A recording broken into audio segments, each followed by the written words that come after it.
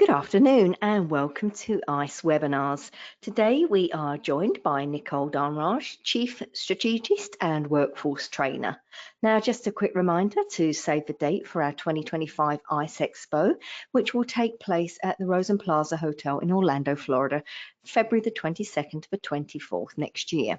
The Imaging Conference and Expo is the only conference dedicated to imaging directors, radiology administrators and imaging engineers. It also offers valuable CE credits from the ASRT and ACI and is a unique community of key decision makers and influential imaging professionals. So for more details, please visit attendice.com. Today's webinar, as usual, is eligible for one art category A CE credit by the HRA, and you can obtain your CE certificate by completing the post-webinar survey, which will be emailed 1 hour after the completion of today's webinar. You must complete the survey to receive your one CE credit, and you'll be able to download the certificate directly from your computer once the survey is submitted. If you have any questions, you can reach us at webinar@mdpublishing.com. We'll be wrapping up today's presentation with a live Q&A, so please submit your questions to Nicole anytime using the questions feature on the webinar dashboard. Okay, let's kick off today's webinar by giving away one of our ICE gym bags to the attendee that can tell the answer to the following trivia question. June is Alzheimer's and Brain Awareness Month. So what colour is officially associated with the Alzheimer's Association? Answer now using the questions feature on your dashboard, and I'll reveal the answer at the end of the webinar. As I mentioned earlier, Nicole is our presenter today, and she will be discussing dirty secrets, litigation and infection control. So Nicole, you may begin whenever you're ready. All right, thanks so much, Linda. Appreciate it. Welcome, everybody. It's so good to see a lot of familiar names in the chat here. As usual, another great session presented by ICE. And I'm here specifically to share some insights when it comes to lead. Oftentimes, this is one of the things that we just leave on the side burner. It's not a burning priority. We know that our team is familiar with the cleaning process, but I am here today to tell you a little bit more about the dirtiest little secrets as it pertains to lead aprons, and then giving you some insights on infection control, cleanliness, sanitation, and really wrapping this whole segment up with giving you more knowledge, education in your tool belt so that you're able to support your initiatives as it pertains to your infection control initiatives, your patient safety initiatives, and even staff engagement and satisfaction initiatives. So really giving some insights into supporting all of those things that you have going on. And a lot of you are probably well aware of me. I enjoy presenting here at ICE, just sharing my journey with these different topics that I present to you. And really when it comes to lead, I came up with, well, let me give you a bit of story as it relates to that. So I want to say this was maybe about 7+ years ago. The journey about infection control and paying attention to the small things that we don't recognize have a big impact. So I was at an organization that we had this preemie born, I want to say it was like about, no, sorry, it wasn't a preemie. It was a full-term baby born 2 weeks early. So I guess, you know, one can argue it's a preemie, but anyways, full-term, healthy baby, and within a week, that baby passed away. Well, of course, we had an investigation in this, and recognizing it was the pediatrician, the nurse, and the x-ray tech that touched that baby within the first 3 days of life, and the parent. So when we were doing our investigation, one of the key reasons that potentially led to baby's death, which was as a result of a systemic infection, was that potentially it could have been the dirty x-ray markers. Now, when we presented this to the team, just to understand the radiology team, what do they think about this?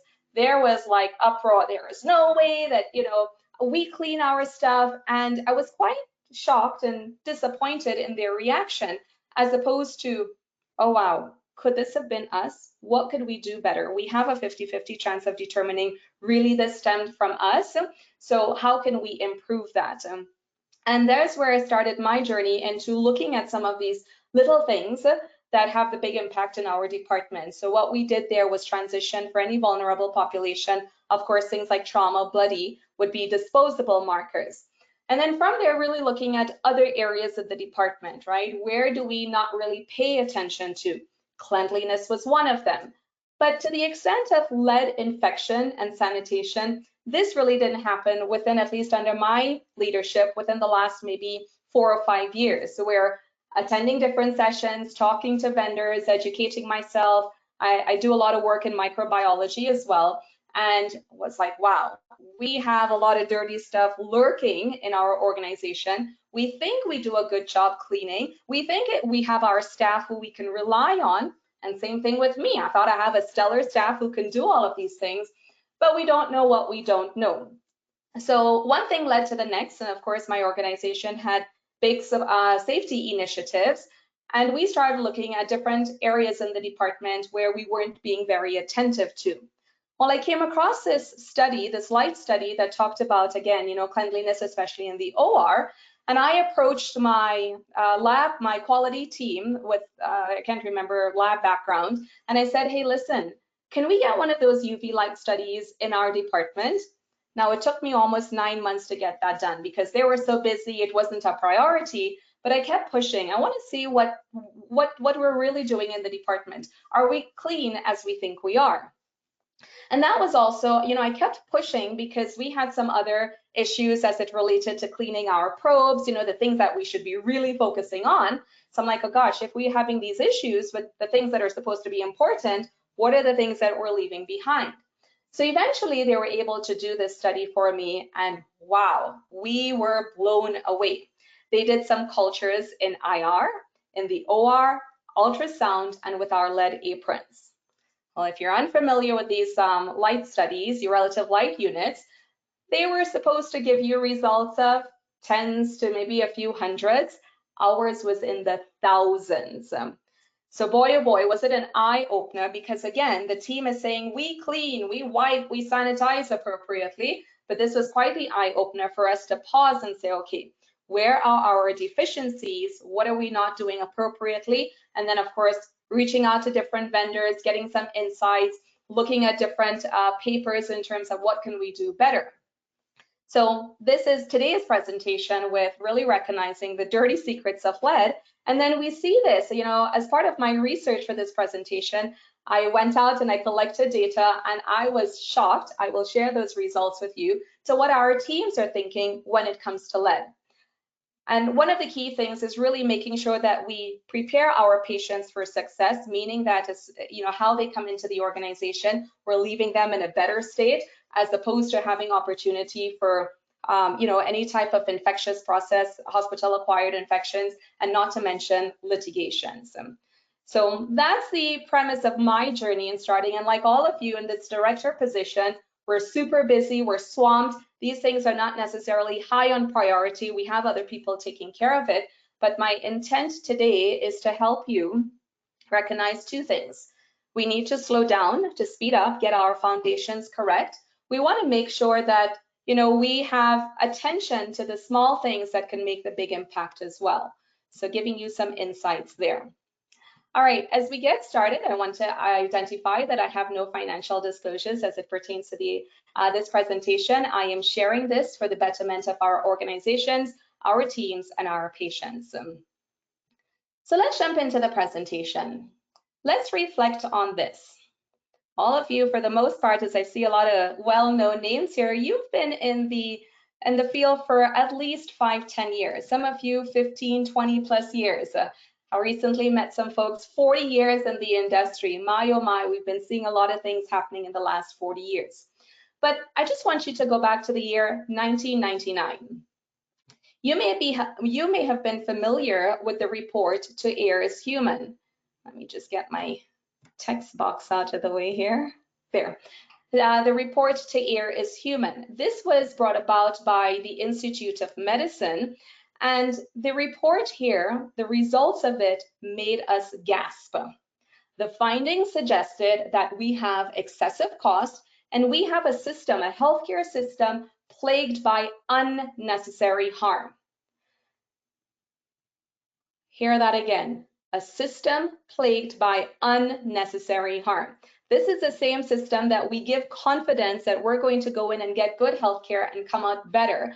but this report highlighted to us that there were over 100,000, this was a national report, Americans dying each year due to preventable errors.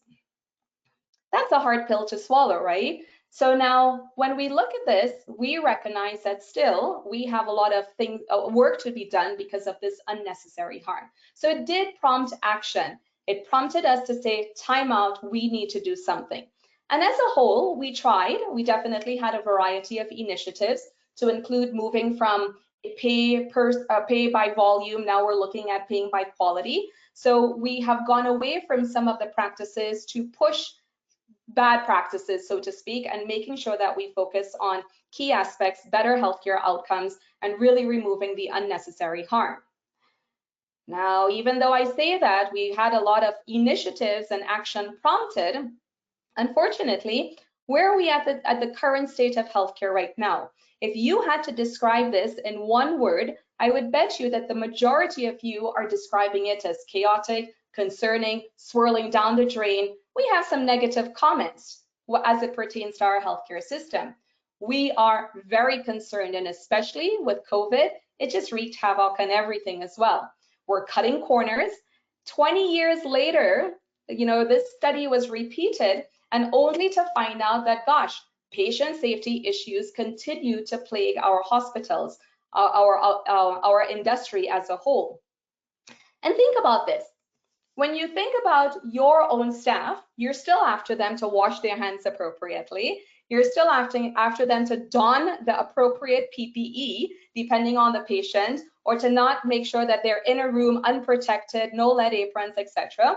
So we still have a lot of work, even though a lot of these initiatives, we are beating it over the head year after year.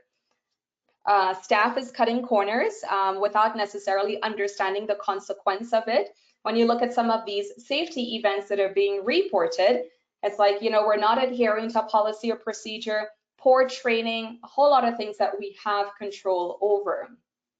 So this was the second reason that prompted my jumping on the train to safety. I was so committed to this, I even went out and got my certification in as a professional in patient safety, with the intent of, I want to understand the best practices, the framework, the didactic portion, so I can make sure that any patient coming under my leadership in my organization does not leave here in a body bag. As harsh as that is, I want to make sure that my team is capable of sending patients back home to their furry loved ones, their family, their grandchildren. I did not want any unnecessary harm coming to the patients that we serve. Now, granted, it was a tough journey to get everybody on this train of unpreventable harm, but I did have the support, fortunately, of my senior leaders and, more importantly, the CEO. There was a robust, pretty much initiative that says, okay, you know what, this is what we're focusing on, making sure that we could, take care of our patients and making sure that we have a focus on preventable errors. Up to this day, it takes a lot of work to get this going, but this presentation is one aspect of preventing the unnecessary harm that can come to your patients. And on that journey, one of the key lessons that I became aware of is getting to theoretical zero. So now, of course, this is a human-run operation, and really, we're going to have some casualties of war, so to speak, right? Things are going to happen, but what we want hypervigilance is that preventing unnecessary harm. Theoretical zero in the preventable stuff. So when I shared this with my team, I was very clear on, we know things can happen. We're all coming with the best interests of doing our best for our patients, but things are going to happen. What we want to focus on is the preventable stuff, the unnecessary harm. And yes, we can get to theoretical zero. Ideally, we can get to zero. So it's almost like looking at the construction sites. How many days since an injury or falls? How many days since you had a patient fall? Well, it's the same thing here. How many days since something unnecessary happened? So we want to have this hypervigilance on prevention. And that goes hand in hand. There's quite a few initiatives out there, general patient safety initiatives, but more so Healthy People 2030, where there is, again, more emphasis on what we have learned in the last 40 years, making sure that we can implement initiatives to be safer and provide that level of care for our patients. So the key point here is zero preventable harm. And, again, you've probably seen this over and over in your career. We cannot get this different results by doing the same thing.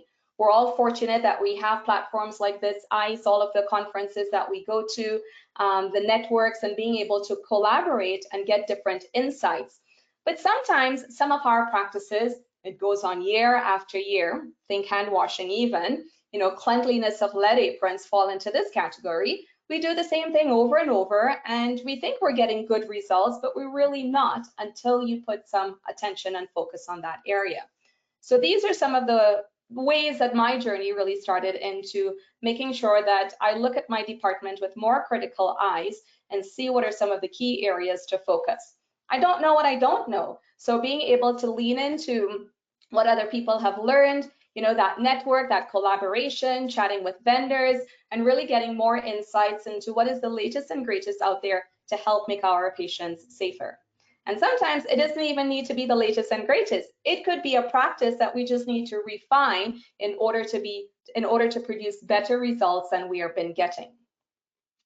So the big significance of this presentation is that sometimes it's the small things that we overlook is going to give us that big impact, the negative outcomes with our patients and litigation.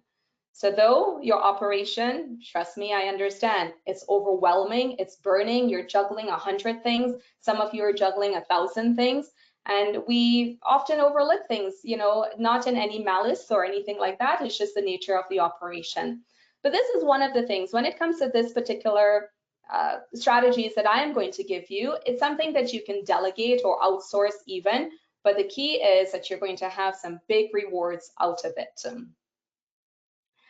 So let's get into the meat of the presentation here. Let me ask you, and if you're having any comments or answering to any of my questions, if you can put it in the question box so that way I can see it.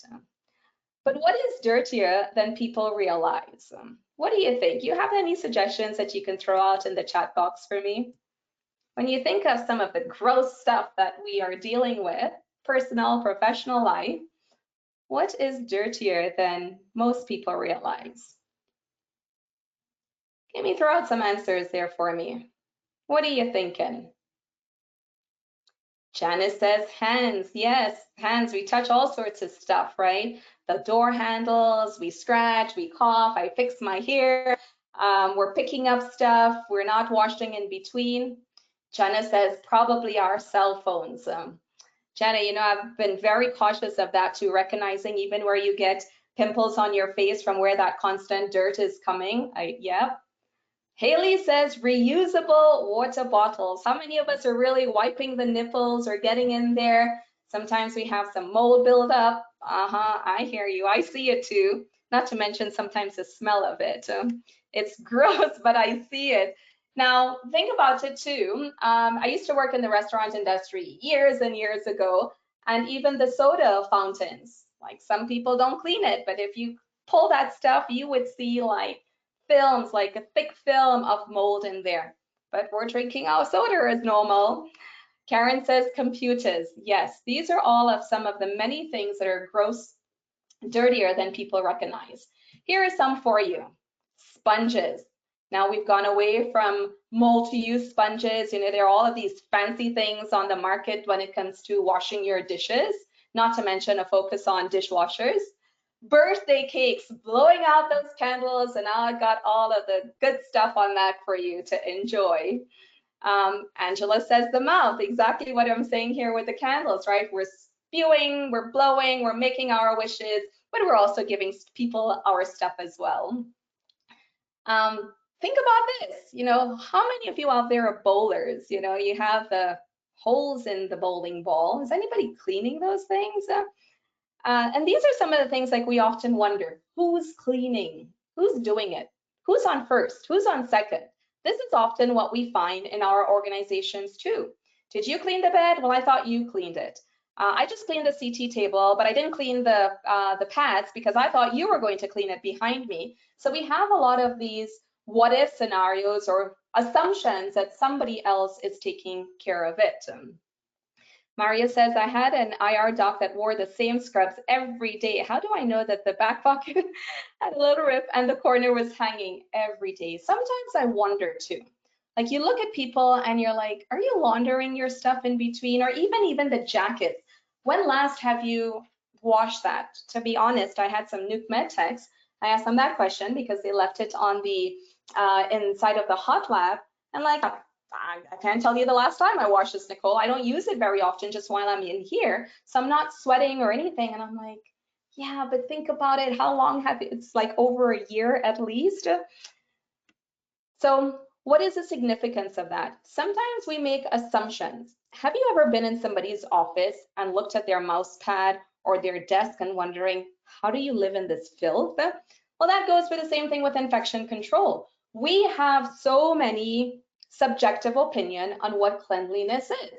Some people are methodical and clean and would wipe down when they come in, wipe down when they leave for the other person. And some people would be working in that area where the mouse pad looks like it has 5 inches of dirt, like it's never been changed in the last 20 years. The paper is stacking up and there's a ton of dust on it. The hand rest, you can see that it has all the grime and stuff in it. You see what I'm saying, right? You probably know people like this. So it's interesting that we have this variety of how we view infection control, but yet we expect people to have a basic understanding of what cleanliness looks like.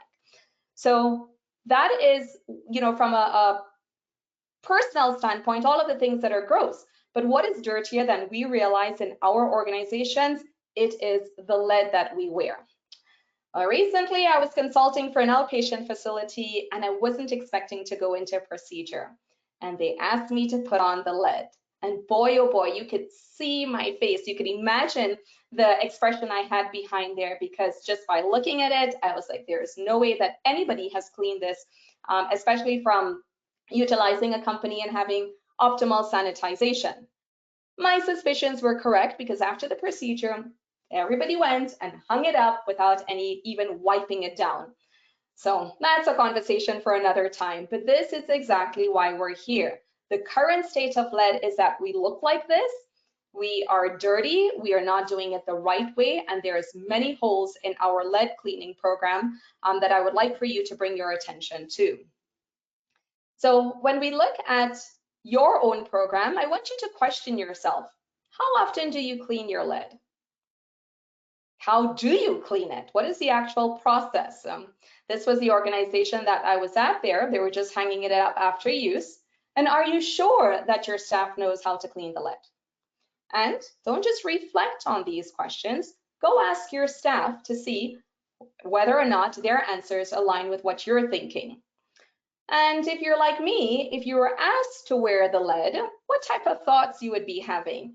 Would you be looking for the rag or the paper towels to stuff in your thyroid collar? Would you be like, oh gosh, I just remember Doc wore this and yes, he's been wearing those same scrubs for the last 2 weeks? What would be some of your thoughts? If you're thinking all positive, kudos to you. But I will tell you that most of us aren't in that category as yet. So these are the assumptions that we make, that our lead is clean, and because we have no litigations or issues within our teams or our organization, as it pertains to lead, we're good. We can stand by because we have confidence in what we're doing. There's no regulatory bodies, so I am good. Nobody has called us out in our practices here, so things are good. I can concentrate elsewhere. Also, unfortunately, research is limited. And oh, by the way, if anybody wants to do a white paper on this, do check me out. I would love to have some more research in this area.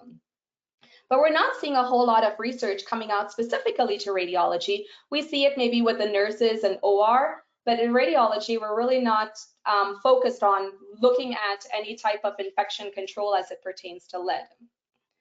The other thing is that, gosh, you know what? We have a lot of these issues brewing and we would not find out until something dire happens. And unfortunately, this is our practice in healthcare, right? We're very reactive versus being proactive. But this is one of the key areas of our organization that we can certainly be proactive and establish a robust cleaning lead apron policy around. And if you were like me, I didn't really question my cleaning process. My team was a rock star team. They know what they're doing. They've been doing it for years. So I hadn't had the reason to question until I became more educated on what's hanging on that lead. The other thing too, I do a lot of training around the country. And what I recognize is that we're typically concerned with lead inventory, the inspection process, because that's what TJC and stuff is behind us for. But we're not necessarily focused on, is this being cleaned right? Like we are with our ultrasound probes. And staff, this is another big observation, is that they typically have workarounds to compensate for the lack of attention. They stuff the paper towels, they wear like a gown before they wear the lead, they buy their own, they stash it away in their lockers, or they find one that only they're going to use and they stash it away.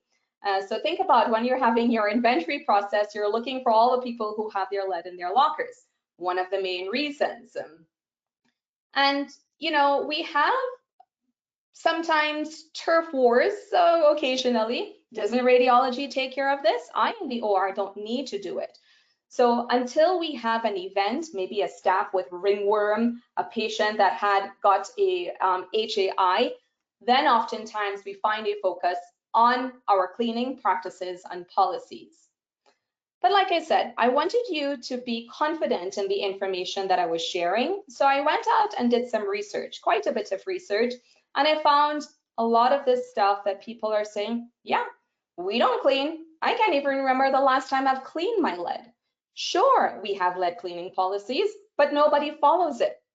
Listen, and I can guarantee you that a lot of these people that I interviewed were under your and my leadership. So it's not necessarily saying anything negative about us. It's just more so that, wow, Houston, we have a problem. We need to put some focus and attention on these areas. And look at this, we become cynical about it. What do you mean you don't like thyroid cheese? Isn't it part of the experience? So we've become so cynical with the process. Instead of saying, hey, time out, we have a problem here, let's fix it. Our staff is just working in it or around it. It's a sad state of reality. But like I said, I went out and I asked a bunch of questions. Again, what is your cleaning policy? Do you clean? Do you observe staff cleaning? Here are some of the responses. And like I said, they're all under, I would say at least 50% are under our leadership here. Staff doesn't clean them. This is why I wear my own. I haven't voiced it to management. And this was another follow-up question I asked. Why haven't you voiced it to management? I don't know, they seem busy. I don't know, somebody else is going to do it. And this is one of the key things that I see when I'm on site. When people are complaining about different things, I'm like, have you voiced this to management? No, why? Either I don't want to, you know, the last time I voiced something, I got my hands beat, you know, tased from it. Previously in my last organization, I brought something up, I formed bad relationships. So they're carrying a lot of leadership baggage as well. Then some of them are looking at us and thinking, gosh, you have too much on your plate. I don't want to add this. I will just have a workaround around it. So unfortunately, we're not seeing as many people speak up on how they feel actually about their lead. How concerned are you about the cleanliness? Yes, very concerned. Do you think your cleaning practices are effective? No, they're not. What do you use? I was very curious to see what people are cleaning with to make sure that they're actually in aligned with what they're supposed to be cleaning with. And that was another eye-opener. Such a huge variety of ways that people clean, and none of them can really speak to what is the cleaning process for your lead, what is ideal. We drill into our ultrasound techs, especially with Trophon, you know, what is the cleaning process step by step, because again, that's where the attention is with TJC. But this, we're just making assumptions that they're cleaning, but not necessarily making sure that they're going to manufacturer's recommendation, what is best for the integrity of the lead, etc. And look at this stuff. As far as I know, no one ever cleaned. I used to clean the cath lab stuff when it became bloodied, but other than that, Nope.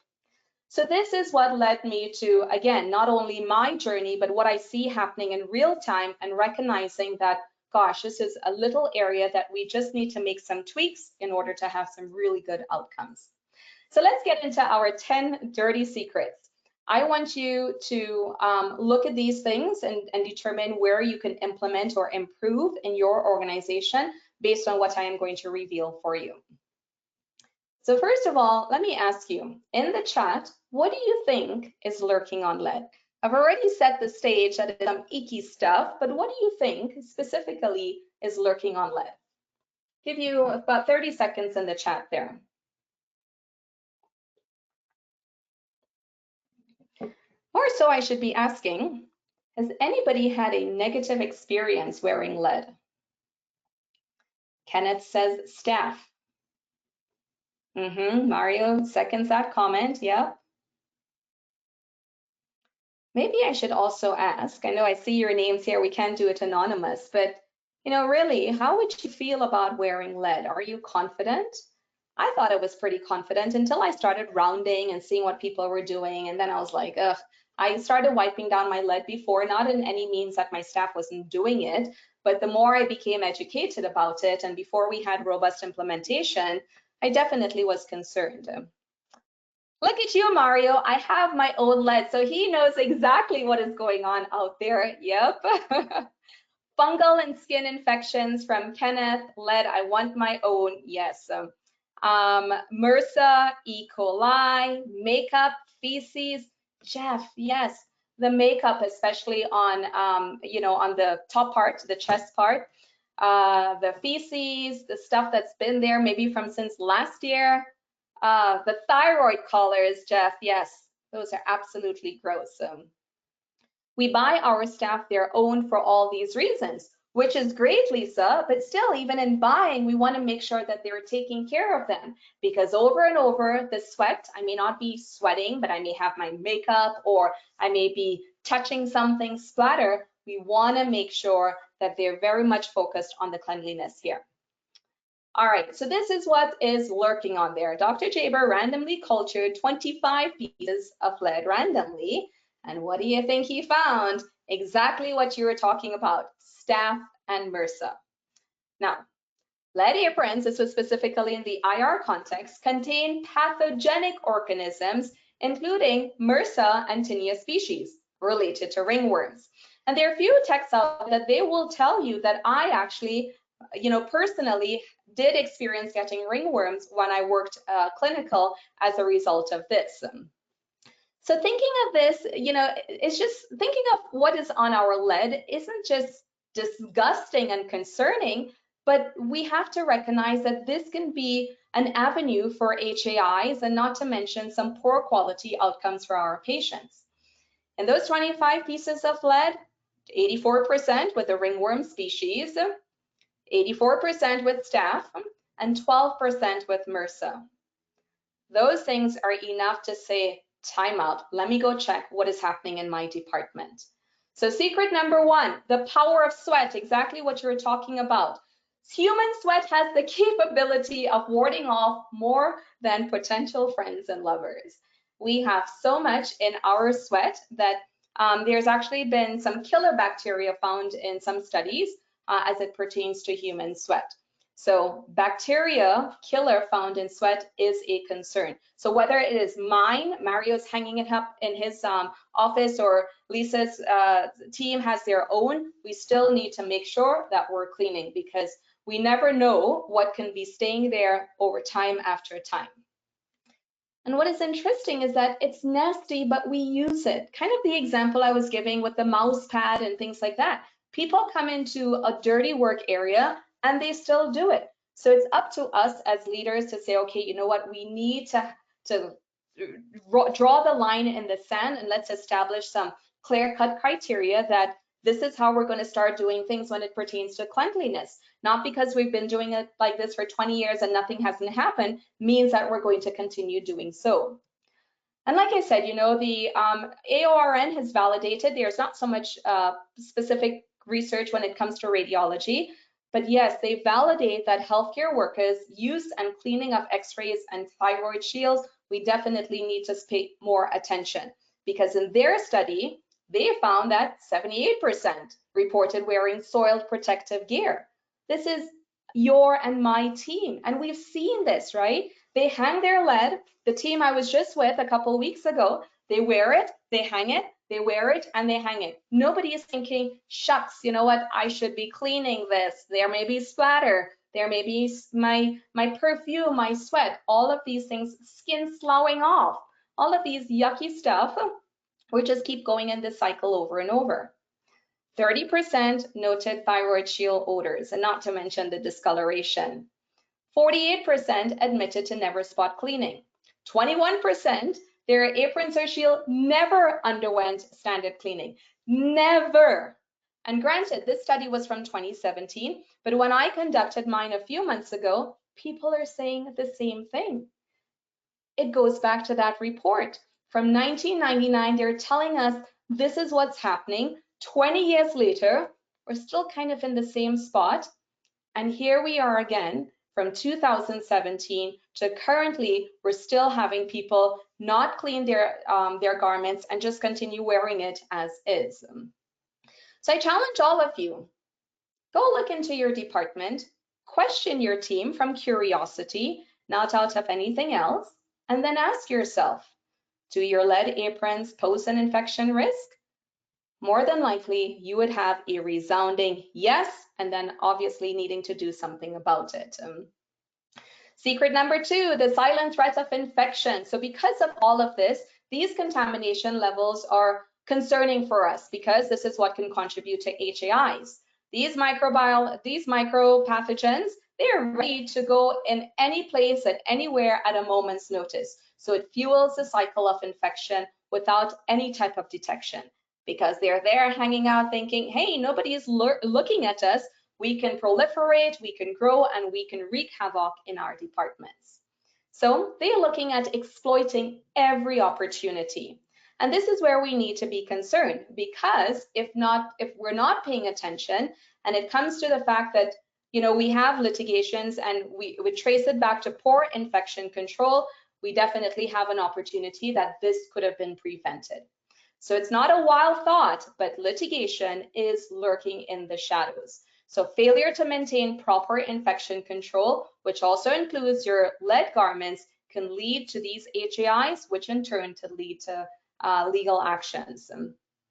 There was one lawsuit that actually, again, from 2017, where they found the general condition of the lead provided to physicians and staff at its facility was decrepit.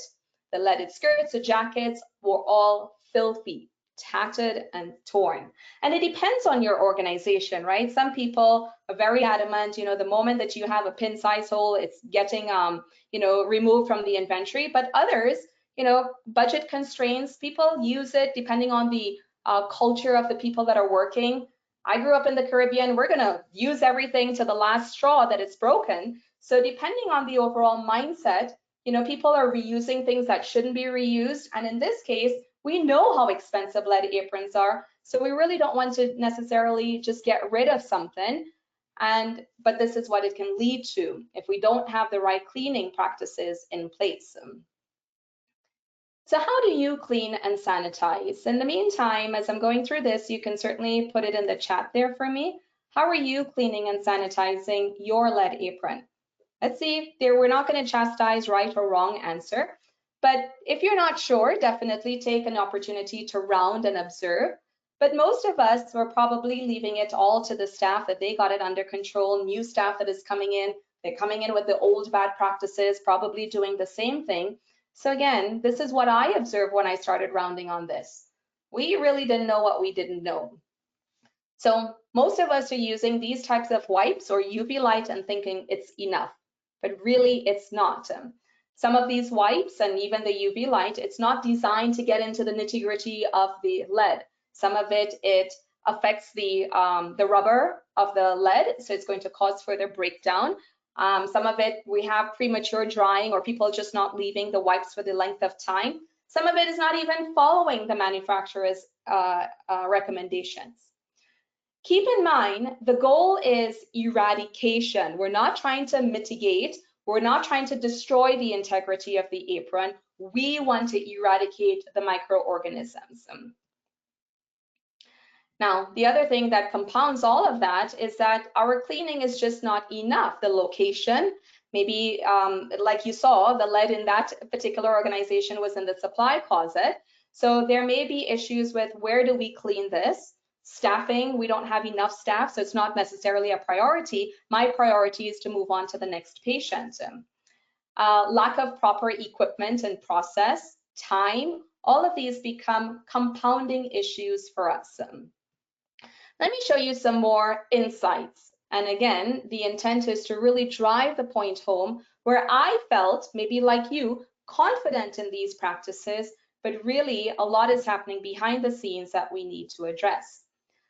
Nicole, I wanted a light apron because I wear it all day. I don't like wearing other people's sweat. Surgeons bathe in perfume. Thyroid shield is all I care about. It's actually the only thing that's touching my skin. Another misnomer there. Some folks put rags around it. I mean, so many comments. I have hundreds of comments that I can share with you. Aprons are shared. No one has their own. In the hospital, even though they were shared, let's see, you know, I didn't feel like there was any way to properly clean them.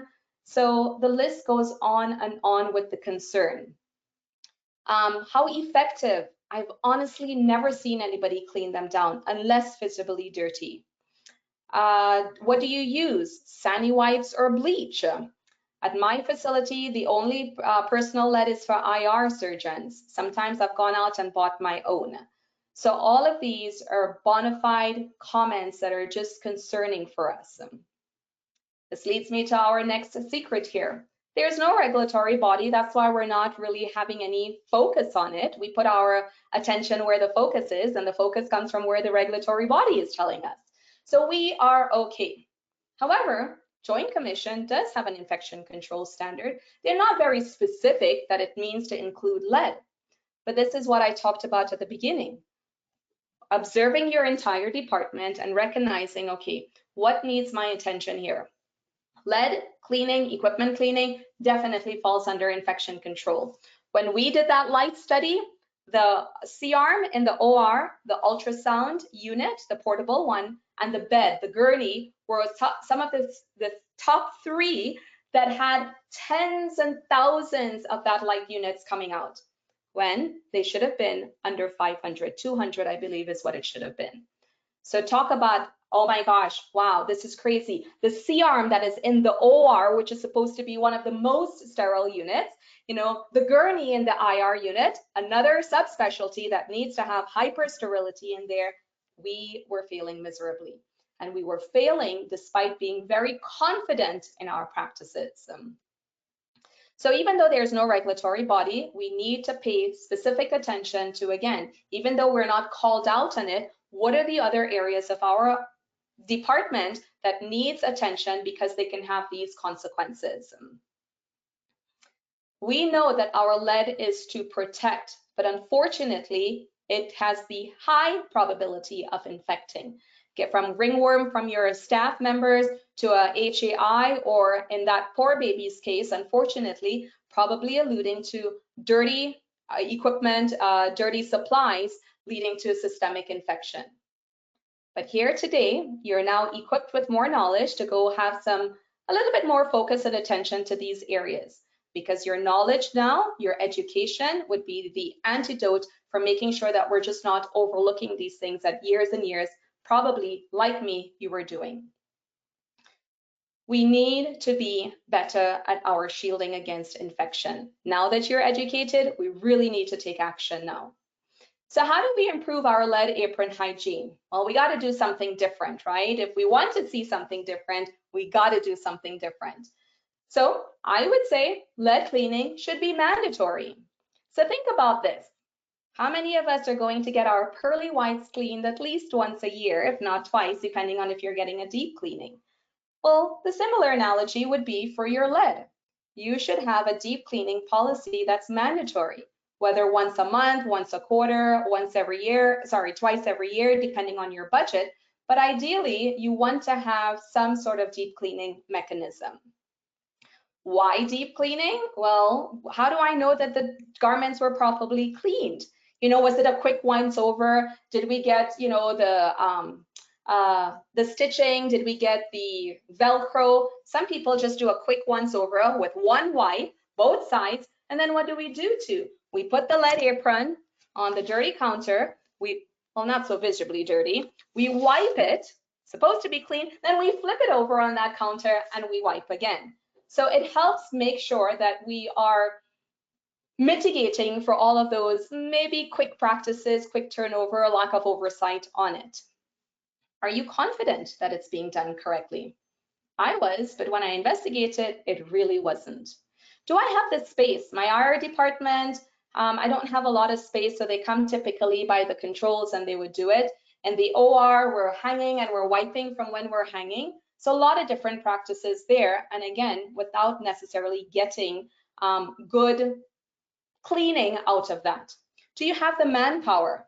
When I was at my last job, I lost 40% of my staff for COVID. I can tell you, even though cleaning is important, it was a quick once over because we got to go. My list is 20 deep, my CTs are 40 deep. So the length of time it really takes to clean and make sure that my workspace, my equipment, everything is clean, that's going to be blown through quicker than really slowing down to say, gosh, I understand the importance of it. Like I really had to drill that message home for my team.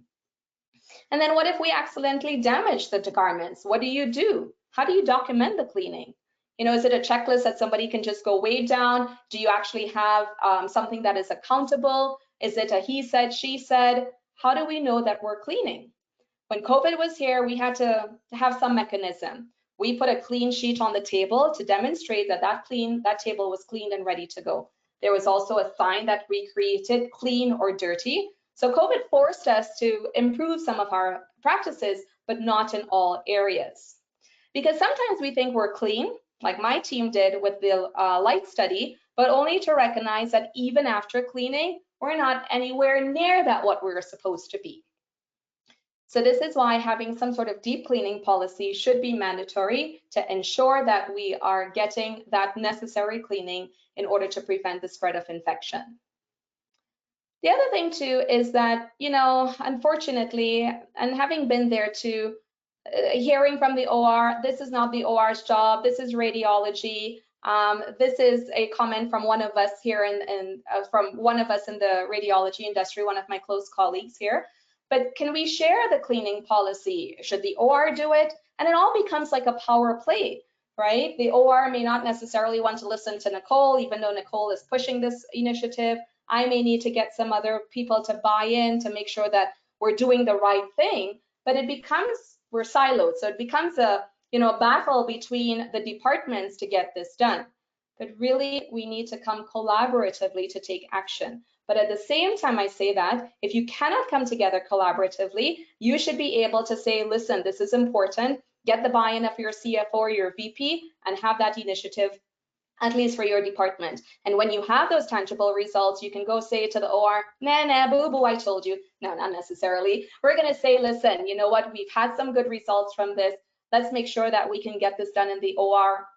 The lead is under your purview. I would be happy to take it on. I don't know, have some definite conversations that way. I'd be happy to chat more with how I navigated that because it was really butting heads and it took a while to get that buy-in. But ideally, we want to take action together. But you know, you have your own budget. Get the buy-in of the CFO, get quality involved, get infection control, form your army behind you to push these initiatives because we want to be proactive rather than waiting for a lawsuit to happen. Or for your team member now to be on FMLA because they got ringworm, yeah? So these are the key things, you know, when it comes to other departments, it's really about persuading and wooing them and getting them with the buy-in as opposed to telling, but there are definitely some strategies around it. It takes a village to care for our patients.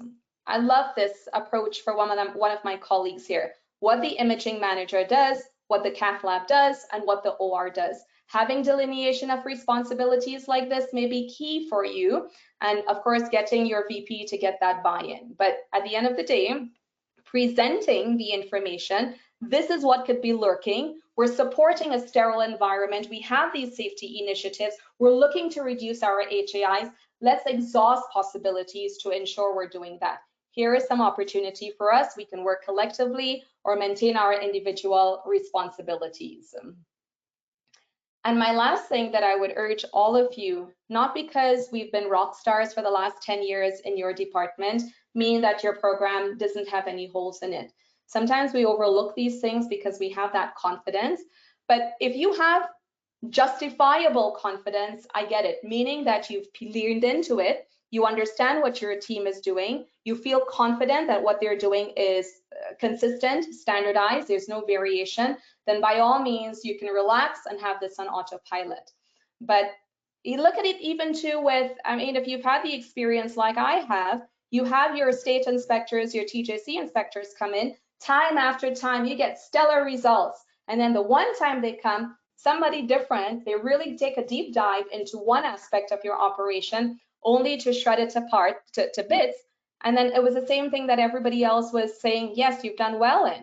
So it's a matter of, you know, sometimes the inspectors and their extent of experience and what they tend to focus on as well. So don't have unjustified confidence, right? We want to make sure that now you are 45 minutes more educated on this, either delegate it or round and have a better understanding of what your program is and if there's any specific holes related to it.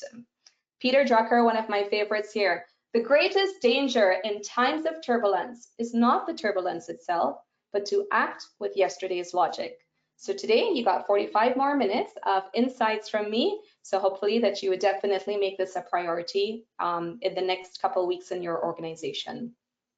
So what do you do next? Well, you do next a lot of different things, but let's be very hyper-focused here. Now that you have all of this knowledge, 45 minutes of good solid knowledge here, let's try to get to theoretical zero. That's the commitment that I had within my team, and that's my commitment moving forward, getting to theoretical zero. I will do everything under my leadership power to also do my part and my team's part with getting to zero preventable harm.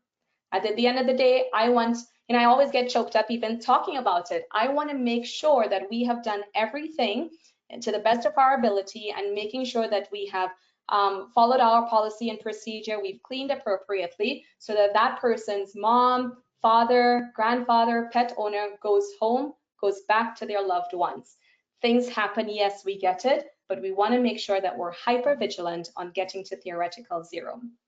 And the main way of doing that is raising our standards. We got to be committed. I get it. The operation is burning. There are so many things, we're stressed to the max, but we have to be committed to raising our standards for our patients.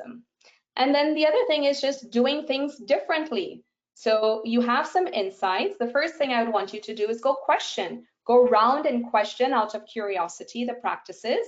Ask your team members, how do they clean? Get their insights. Do you believe that we have effective cleaning process? I know that you clean, you've just told me that, but do you think the rest of the team? And again, this is not to call out anybody, but for the intent of we want to improve this aspect of our operation. So investigate your practices. Here is somebody, you know, one of our colleagues again, trying to jump on the topic and saying, gosh, you know what, I hear about this, I understand this can be an issue. Is anybody doing it? So talk to your colleagues, get their insight, and do your due diligence to make sure that you have solid understanding of what your deficiencies are and how you could improve those things. In this particular case, looking for a vendor for cleaning, that's another opportunity here for your deep cleaning as well. And that would be part of your robust program. You want to make sure that, yes, your team is wiping, you're helping the situation by mitigating, you're inspecting, making sure for the tears and, you know, any different crevices, the holes that we're looking for. But more importantly, we just don't want to mitigate, right? Mitigate is helping the situation. You're keeping it under control. We're keeping it under control because we're not having those pathogenic organisms just blowing up, right? We want to make sure that we eradicate. So eradication, just like getting to theoretical zero, goes hand in hand. That biofilm, you know, that these microorganisms have, it's really hard to get in, which is cleaning. So if you really understand the infection control cycle and how these, the cellular makeup of these pathogens, then we would really recognize the importance of it's just not cleaning. We got to go deep cleaning, just like we're brushing our teeth. I'm always appalled that I brush and I floss, but yet I go and I have junk in my teeth to clean from a cleaning at the dentist. So likewise, we look at our aprons like this. We're not just mitigating, but we want to be committed to eradicating.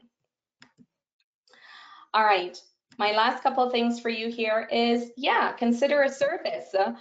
Because again, looking at what my team is capable of, looking at what we have capacity to do, just like the dentist, I got capacity to, have my electric toothbrush and my water flosser, but still it's not enough. It keeps things at bay. But if I want to make sure that I have healthy gums and a stellar pearly whites, I got to go to the dentist as well.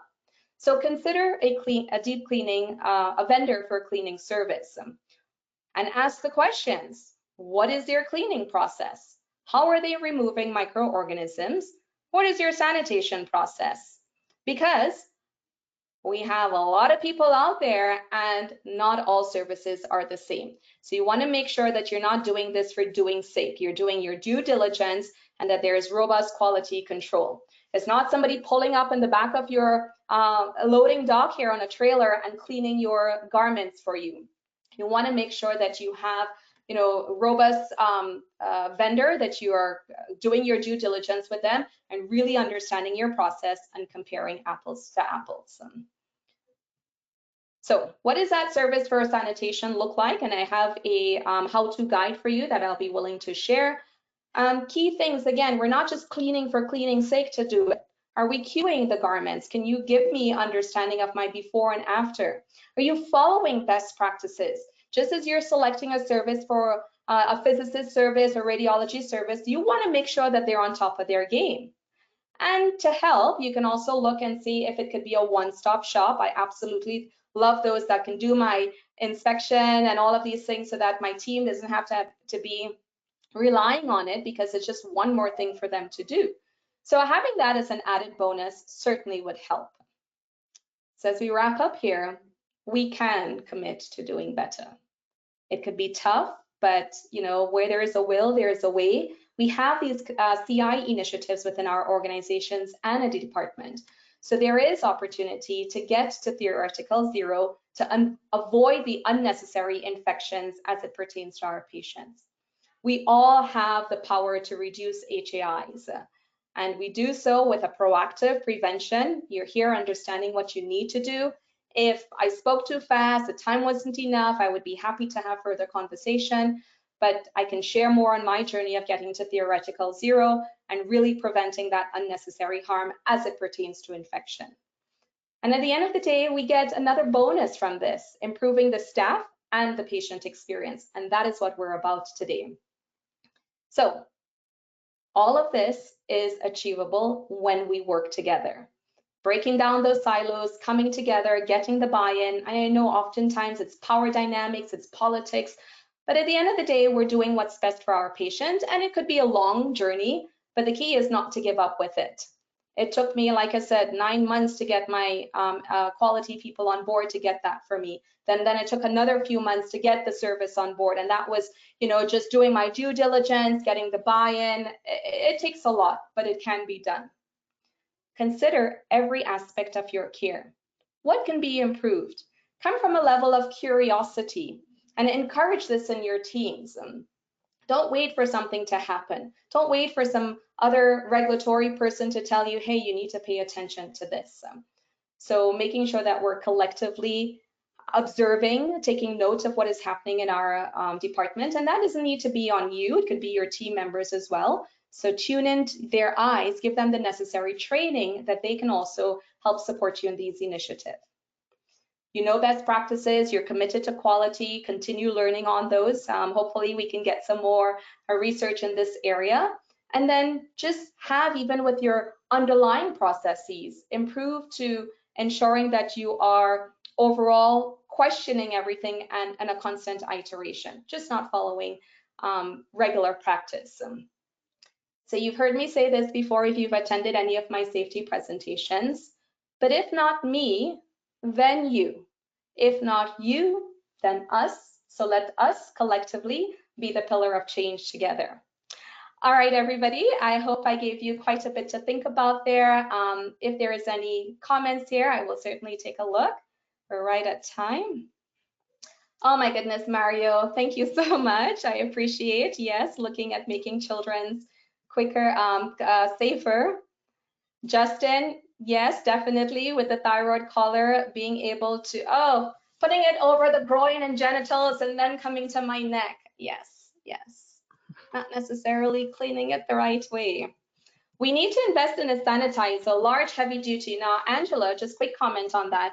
So sanitization gets what? Again, the superficial aspect. And in some cases, you may need to be cautious about the type, like people use these UV light robots and stuff. So you want to make sure, again, that's not going to either cause further damage or that it's getting into that deep cleaning. Your sanitizer could be like that water flosser as well. So you want to, contact some vendors, learn a little bit more of that deep sanitation process, and I would be happy to chat more about that for you. So instead of necessarily investing in a sanitizer that's probably going to be just as good as you wiping down, you may need to up that game a bit depending on your budget, but certainly can talk more about that for you.